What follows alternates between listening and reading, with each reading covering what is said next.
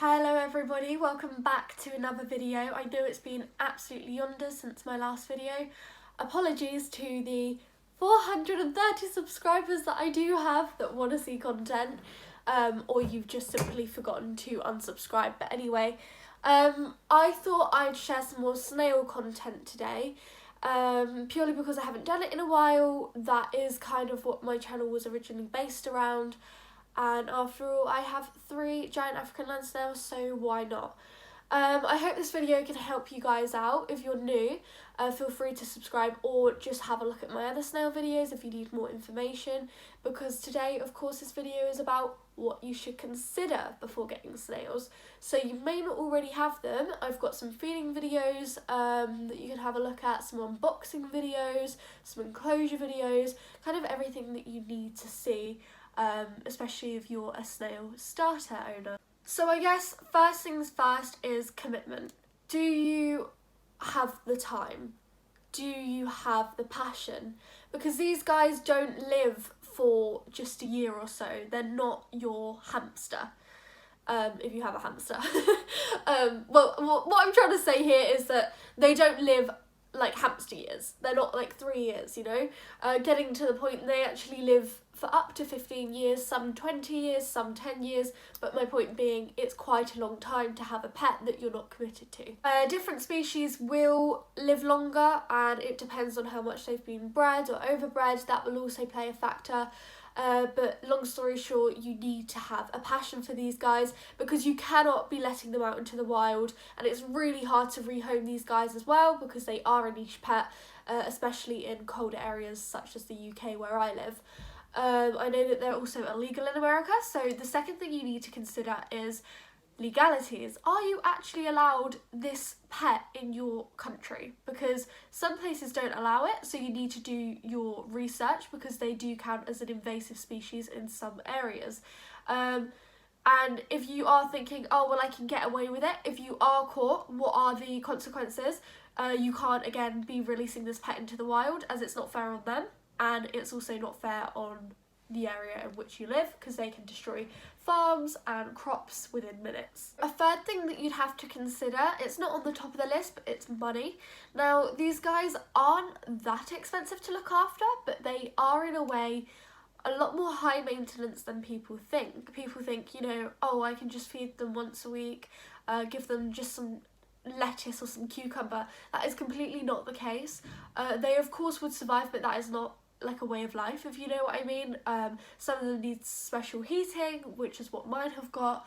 You can't just be giving them lettuce and cucumber either. They're not packed with nutritional value. You need to be giving them darker vegetables, sweet potato, things that are nutritionally rich and beneficial, and of course cuttlefish bone. You also need, when you're considering the enclosures, you need to consider, oh, I need to buy cocoa substrate. How often do I need to replace this or clean it? Am I going to have a biodiverse ecosystem?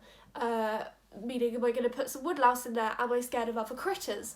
Which, you know, there's so many maintenance factors to consider, and it can all add up as well into your bank account when you are purchasing new items for the enclosure and keeping everything up to date and making sure that they're fed well.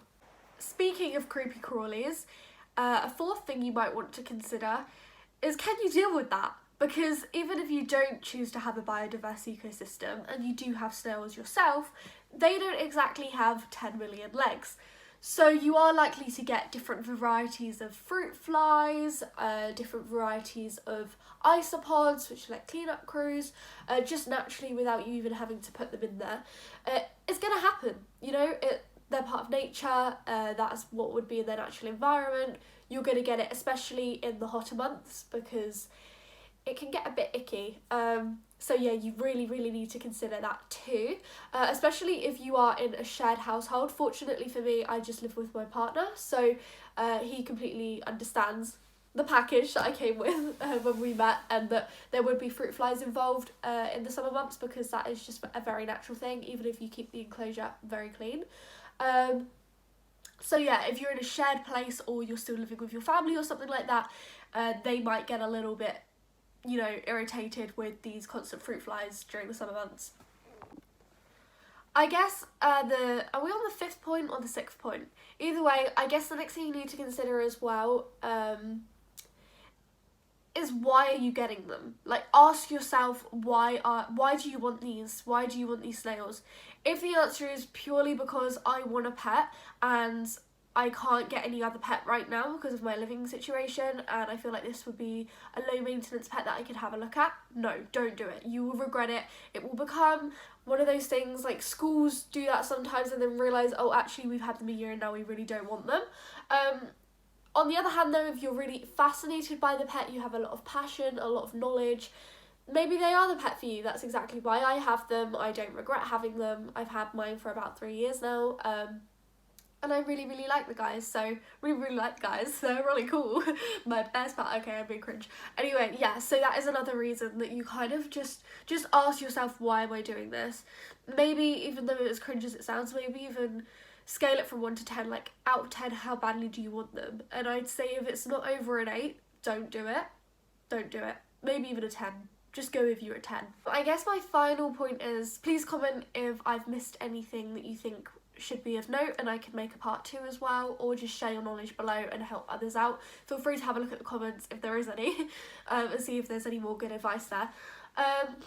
What was I gonna say? Oh goodness, oh yeah, handling. So these guys don't need to be handled. It's not natural for them. It's okay if you do. They actually, I can get into that's for another video, but they actually can identify human touch and they quite enjoy the warmth of our skin as long as we don't have any chemicals on our hands.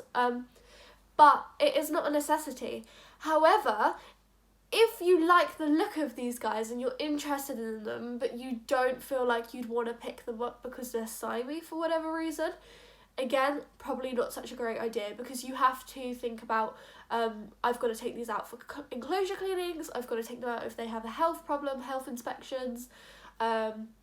There's so many things that you just have to consider, especially if you house 2 at the same time, they can breed. Oh my goodness, I've missed a major point. Breeding. Okay, so this one, they lay so many eggs. They lay so many eggs. You have to be prepared for that. You have to be prepared for culling. Probably not the right word because they're not alive, they're just in the egg. Yeah, you've got to freeze them, you've got to crush them, feed them back to the snails, whatever you do, give them to a hedgehog rescue for eating, like, whatever you do, be prepared for eggs, and be prepared that you cannot keep those eggs and allow all 200 to hatch per month. It is not realistic, it is not financially viable, environmentally viable, it's also not fair on the snails, habitat, etc. So breeding is such a big thing. Be prepared for lots of eggs, be prepared to do egg checks, be prepared to get rid of those eggs. So I think I've covered pretty much all the main points on things you should consider before getting an African land snail. Sorry, I'm so cloggy, I've got a really bad cold. But yeah, I really hope this will be of some use for you guys. And if you are getting a snail, comment down below what snail you will be getting, what snail species is it. Do you need a video on the snail species? I can give it my best shot if I am informed on the snail species myself. And then, yeah, hopefully that will help you out. And have a nice day, guys, and have a really good Christmas. Bye!